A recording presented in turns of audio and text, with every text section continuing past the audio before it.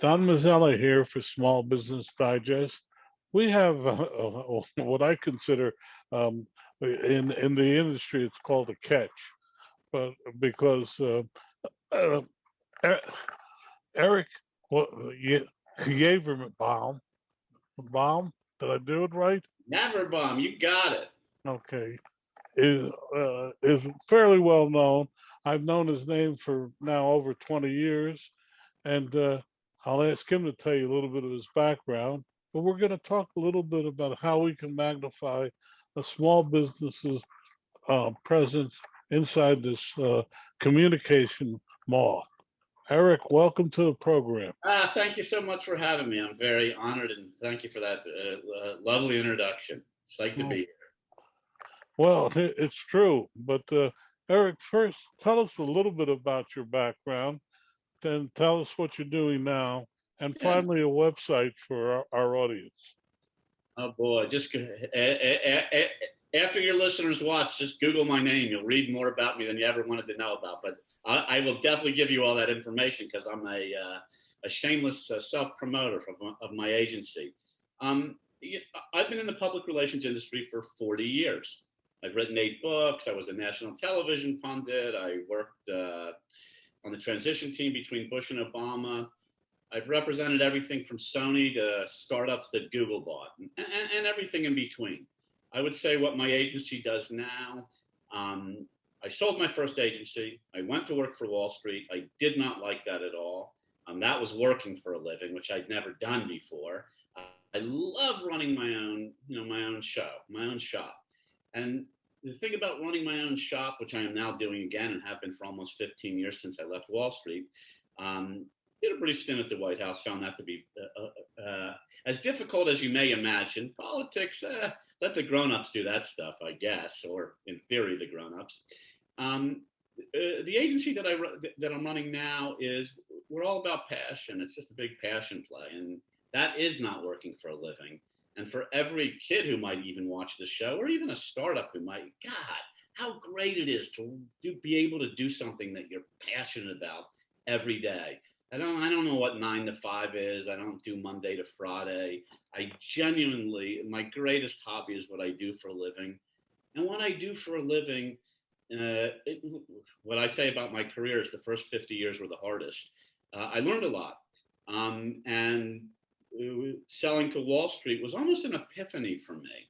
Because one of the things that I found when I sold my first agency, which was large at the time, to a Wall Street holding company, was you had to write a business plan, which, I'm a guy who wears sneakers to work. It was like, okay, we'll write a business plan. The business plan, this is 15 years ago, was all predicated on the proliferation of digital and social media. And I always say with all due affection, because many of my peers see interviews that I do, that I call my ex board a jury of my peers. And when I say a jury of my peers, they were all, give or take, my age. And I talked about how digital and social media was going to change the information dissemination landscape. And if you were in the public relations industry, you had to embrace that ahead of the curve. Everybody on my board said, nah, that's never going to happen. I literally said somebody 15 years ago, I said somebody would tweak their way into the White House. I said somebody's emails will get hacked and they'll lose an election. All sorts of things that actually happened in real life. Nobody was buying what I was saying at the time. So I left. I left. I started the agency that I'm running now. I'm a serial entrepreneur. The types of things that I get involved in, I'm an equity partner in almost all of them. One of my first endeavors when I started this agency was I published 4 different social media magazines. We were the first to do it. Nobody was doing it. I had a Facebook magazine, a LinkedIn magazine, a Twitter magazine, and a Google magazine. Sold them all. We had 14 million subscribers like that. That's not supposed to be possible. It not only was it possible, but we started and flipped that business in under 2 years, just as one of my own clients that I had a piece of. I started it. This is to me, what I do for a living, it's the great equalizer. You can be a small business and you can get the same type of exposure in the real brick and mortar world and the real newspapers and the real magazines on real television, and you can get it on all sorts of digital and social media. And the magic, which everybody's forgetting about now, which I feel like is an asset for me or my agency, is the intersection of the two. How can you make them both work for you? Because you can. I mean, I'm a guy I'm in Forbes, I don't know, every couple months. I'm on television regularly. I'm in the news on a very regular basis on things that my demographic. I still read a newspaper. I still watch, television in the morning. That resonates with my demographic. But not only and I'm 60 years old, not only does it resonate with my demographic, it reverberates all over the digital space. So if you're in the real world press that I value, and so does, as fate would have it, many chairmen, chairwomen, chairpeople that I work with, that my agency works with, that resonates with them. They get up in the morning. I still get ink on my hands from the New York Times.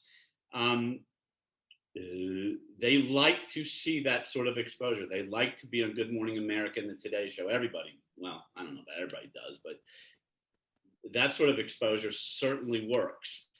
Morph that into a digital world, it bounces all around the internet. Today I got a bunch of phone calls about a sports controversy. I do a lot of work in sports, and from brick and mortar press of yesteryear. That brick and mortar press, the comments that I made, they'll reverberate all over the internet tomorrow. So it's still worth doing. You still get that exposure. Now, here's a story that any small business owner may learn a lesson from. When I start my business, I'm 24 years old. It was in the mid 80s. And I have this philosophy. You tell me what the objective is that you want to accomplish. I'm only good at one thing. I can get exposure. That's what I'm good at. What I learned as I grew up is you can't just be good at that part. You got to be good at cash registers too.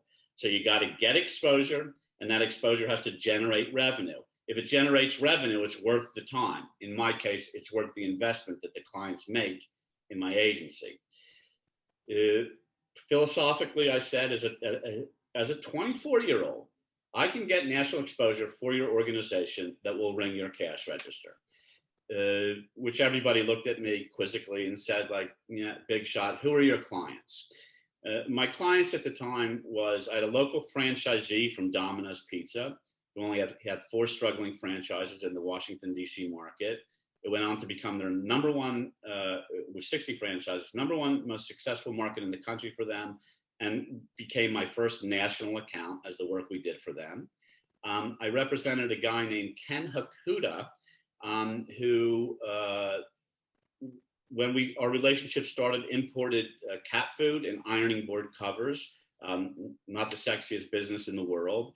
Went on to promote the wacky wall walker for him.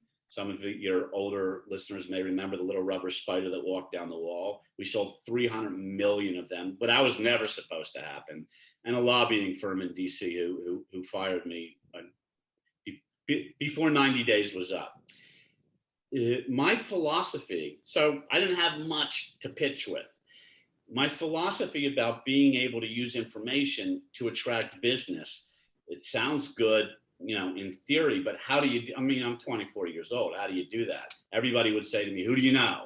Who do you know at Carson? Who do you know at the New York Times? Who do you know at the Wall Street Journal? I don't know anybody. I still don't know anybody. And they all write about me, and they have for decades. Packaging stories, which any small business can do to get exposure for their business that can attract potential business, whether it's you're selling a reputation, you're selling a widget, or an agenda, advanced funding for stem cell research. These are all things that I've done. It doesn't matter.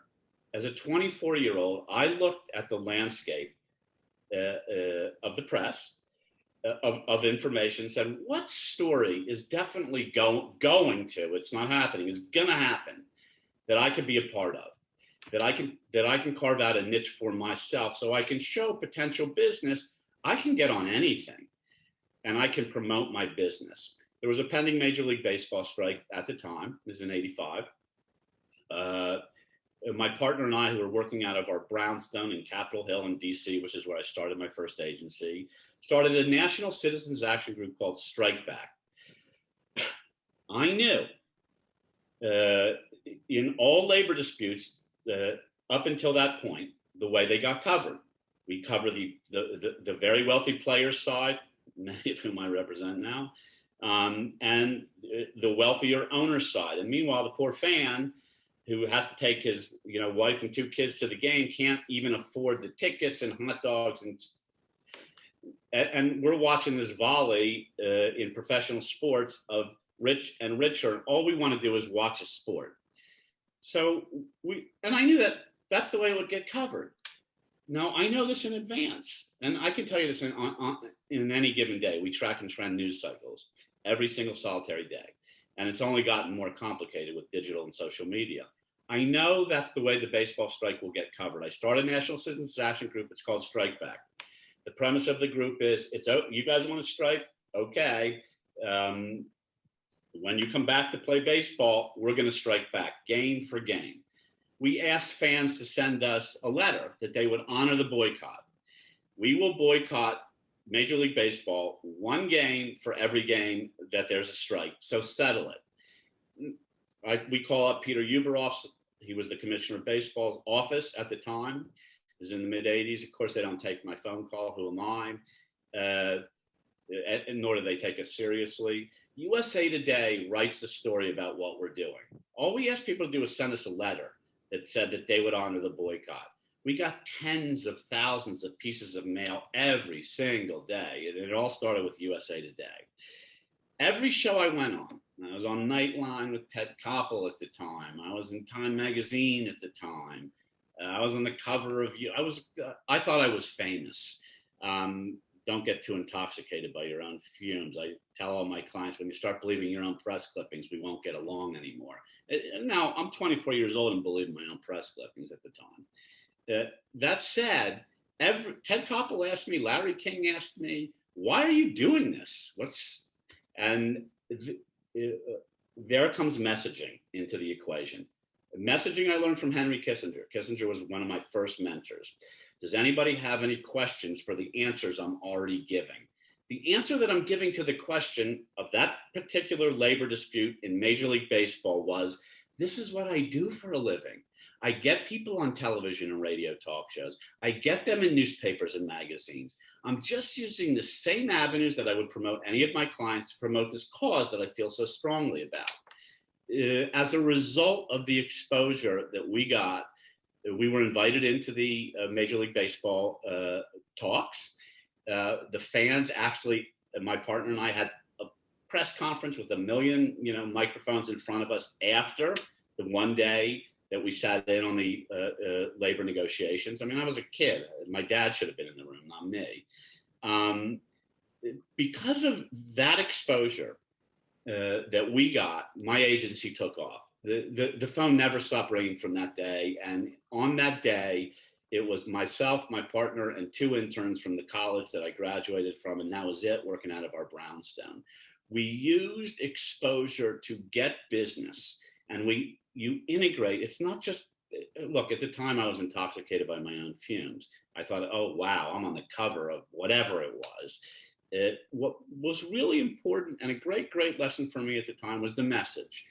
I could deliver that message. The question was asked in every interview I did, and I did hundreds and hundreds of interviews. I was actually disappointed the strike ended so quickly because it was a 1-day strike. The cherry on top of the end of that strike was Peter Yaverbaum said in his press conference, we were one of the reasons that it ended so quickly. 100% PR move by Major League Baseball to appease fans because we captured the voice of the fans. Two people working out of their brownstone in Capitol Hill. That my objective was not, look, it was such a thrill. It's such a thrill to be around people I admired, people I didn't think, they were adults. This was Major League Baseball. But the thrill, nothing was as thrilling as realizing what I was able to do as a small business startup with the exposure that I generated. Was signed business. and we signed an awful lot of business. When I sold my agency, which was almost 20 years later, we were one of the highest ranked agencies in the country to work for. That's how it started. I have literally I can tell you a story like that every single solitary year of something that I'm involved with that starts out that way and gets bought by Google at the end of the year. You do not have to be Sony, who was one of my biggest clients in a previous life. You don't have to be Sony to get the kind of exposure that startups can get. You have no board, you don't have compliance, you don't have a whole lot of bureaucracy to sort your way through. You can make decisions and you can be part of a news cycle, and you can do that in a way that will benefit your business. And that is what I've been doing for 40 years. Fascinating, Eric. But let me ask you a question. First off, your website for anybody. You can find the name of my agency, which is this is what everybody will remember about me, because I've written 8 books, or I'm writing my 8th. I wrote PR for Dummies twice. So you can find my name, just Google PR for Dummies, because Eric Yaverbaum is a really hard one for branding. Ericho Communications is the name of my agency. We have a website. It's Ericho, ERICHO, PR.com. Or you can Google my name. I have a personal website, which my literary agent uses. It will tell you absolutely everything about my career. The only person who's ever read it is my mother. But everybody has a point of reference. And what I say to everybody, and this is every room that I walk into, and I've been doing this same shtick, if you want to call it that, for 30 plus years, is just Google my name. You Google my name, you're going to find out more than you ever wanted to know about me. It'll take you to my personal website. It'll take you to my corporate website. It will show you the type of work that we do. And this is what for a living, I'm a storyteller. That's what I do. I tell stories. I get paid a lot of money now to tell those stories, and I have a lot of big bad brands on my roster, as I've grown up in the industry. But it's not that complicated. It's just, see if this resonates with anybody who's watching this right now.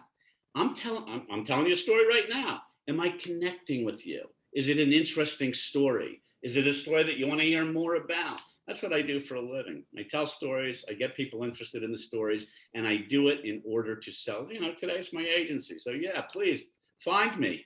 I'm out there. We're very expensive, but we're very good. We're lethal at what we do. Eric, can you spell out your last name for our audience? Y-A, V as in Victor, E-R, B as in boy, A-U-M. And I'll tell you, as a 60-year-old, I've probably spent about 1 year of my cumulative career spelling my last name. I should have been Smith. It would have been so much easier. But you might have been lost in all the Smiths in America. That is true too. That is true too. Well, there's one of you, and there's a lot of small businesses out there.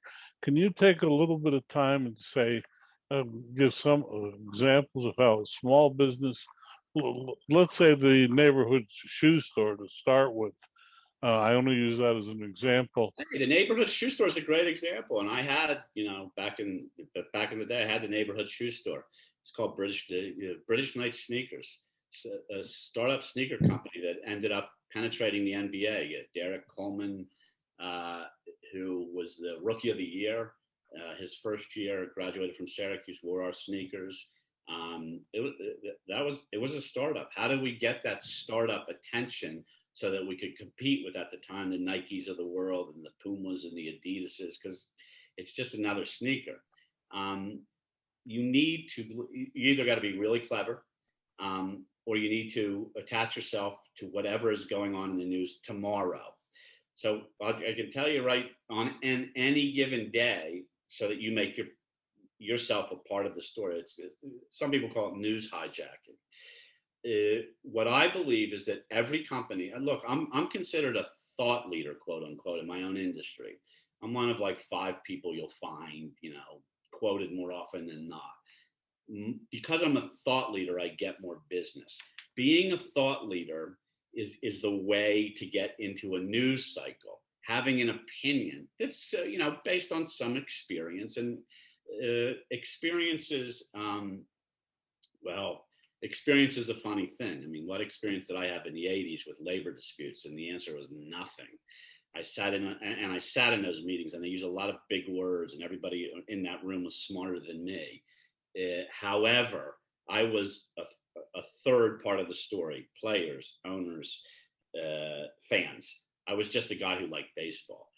Whatever your passion is, take your passion, apply that passion to what's going on in the world today so that you can become a part of a news cycle. If you become a part of a news cycle as a thought leader, it's incredible. Not only the attention that you can garner for your own company, and again, my first story was just two of us, yet we're national news. If you can garner attention for yourself because you make yourself a thought leader, again, people in my industry call it news hijacking. What you can do for your cash register is just remarkable. I've had such a blessed career. I made it that way. Everything that I've done, I did on purpose. You can too. Any small business can. To me, as I grow up in the industry, and I have all these big bad corporations on my roster, at least in my first agency I did, which I sold, and I still have big companies on my roster today. And the most difficult thing about big companies is navigating the hallways. As a PR practitioner, I used to say, "Gosh, this is awful." Like, no disrespect to anybody in my own industry, but the director of PR who hired us reports to the senior director of PR, who reports to the head of marketing, who reports to the senior head of. I mean, it's a whole chain before you ever get in the chairman's office. There was no PR guys sitting, in the boardroom like I do now. There was no PR people in the C-suite. We were 12 people translating what I wanted to do before somebody said no. I wanted to be in the room with the decision maker, which is one of the reasons I wrote Leadership Secrets of the World's Most Successful CEOs, which was my biggest book. I wanted to understand how leaders thought. And I wanted to make sure that I was the person that was in that room when decisions were made, which, 20 plus years ago was, not a given at all. There's a lot more PR people, communication specialists that are in that room today. Crisis PR has taken on an entire life of its own. It was my quote unquote specialty. If you had a fire, hire me. You want to go in that fire with me? We're walking out of it every time. That was my thing. Became my reputation. But proactively, a small business, look, social media alone. I did real television, and I still do real television. But you can go on Facebook and make up your own channel. You can. Anybody can be on Instagram. Anybody can, tweet. Using the digital tools that you have available, they don't cost anything, because that's the great thing about my craft is how do you do it without spending a lot of money? Because that's how I grew up. I grew up rubbing two sticks together and creating forest fires. Nobody gave me any matches. That would have been a real perk. I didn't have budgets, so I had to make things with two sticks, and I did. And the thing about it was, it's I'm not a one-hit wonder. I got one a year, at least. I mean, it's and you can do the same exact thing with no budget. It's just your time. And the thing is about your time is it does take time to do that. You will have to put in time. To this day, 40 years later, I don't know anybody, but I'm on everything. Not because I call Bob at the Today Show and say, "Hey, Bob, it's Eric. Have me on the show." Nobody's having me on a show. Nobody's ever writing about me because it's me calling. They're writing about my agency, me being the point person, because we make ourselves relevant today. And this is the thing about, for all my accolades, I'm a best-selling author. I worked in the White House. I mean, I can go on and on. It's not, if I'm not the dumbest one in the room, I'm definitely in the wrong room. I can say that about my agencies. I'm always the dumbest one in the room. I got an army of 20, 30, and 40-year-olds. They're all smarter than me, faster than me. They were born digital. we need to take advantage of digital promotion now and PR. It's part of the landscape, and anybody can do that. Hire yourself a 20-year-old. They're not that expensive, and they'll be way faster than you are. And don't throw out the old. So what businesses need to do is they need to take a person, and considering if you're a small business, it's probably just a person. How do you, as an individual, get the type of press that I got in the 80s and have gotten every single solitary year since? And the answer is easy. But it does take rolling up your sleeves. It does take a lot of time. When I say I'm working on my 8th book, every one of those books, could have been a full-time job, which I was. That's not easy to do. I did know when I wrote my first book that if I could get a book out, I would be considered a quote unquote expert. Lo and behold, 40 years later, 8 books, New York Times bestselling author. I'm an expert. I'm an expert because I decided to be one. Intentionality is a superpower. It definitely is for small business. We have very few minutes left, but I want to ask you a question because it just came across. What happens in this woke society, in this world, when you as a small business are accused of calling someone a name or not being PC? How do you, a small business, deal with it? Well, there's a case here now in New Jersey where a small business is being accused of racism. And if you read the story carefully, it doesn't seem that way, but you have to read it really carefully to get that. Yeah, well, people now that people have very little attention span these days. So information dissemination, the proliferation of information is so fast. I mean, 30 years ago, a friend of mine was a producer at 2020, wrote a book, The More You Watch, The Less You Know. He walked from 2020, at the time, direct competitor to 60 Minutes. I said, Danny, what, are you crazy? He couldn't be in that environment. That's 30 years ago. Imagine what it is today. So as far as, crises go, allegations go, bad press goes, this is what I say to I literally just got this question from a journalist right before we got you and I got on air here together. What do you tell your employees to say? This was about a football team and a scandal that happened this week. What do you tell the team to say? And I say, you don't tell them to say anything. This is what I say to my employees. I'm gonna be me, you be you, and then let's figure out how we work together. If you're transparent, if you're genuine, if you're available, it makes all the difference in the world. I do not let, and I counsel all my clients to do the same thing. I don't let stories manage me. I manage the story. And I learned from Elizabeth Dole when I was, young in this business is the worst time to prepare is when the tide is rising. So you should be thinking about that as a small business. What do I do if the press comes after me? Because you're making a plan when they're coming after you, you're already too late. You need to make the plan today. And it all has to do with being, accountable, 100%, transparent, 100%. And you need to know, I have hundreds and hundreds and hundreds of employees that have worked for me over the course of 40 years. Every single solitary one of them can get a phone call about anything that I say, anytime, forever. They'll literally tell you exactly what I just said to you. I want them to be themselves. I want them to know who I am. It's so important to me. Well, Eric, your last name again, so people can. Yaverbaum. It's Yaverbaum. Eric Yaverbaum.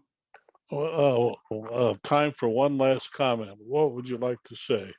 I just think that everybody should know is, be careful what you wish for. If you're a small, but I literally got what I wished for, and I worked real hard for it. And you can do exactly the same thing as a small business. I do not work for a living. I'm definitely, I don't know if I'm genetically predisposed to optimism or not. What I have to say about the glass, is it half full or is it half empty on any given day? I'm just going to refill it. Doesn't matter. You can do the same exact thing. On that note, we're going to say, Eric, thank you so much for a really illuminating time. Thanks a lot. Thanks for having me.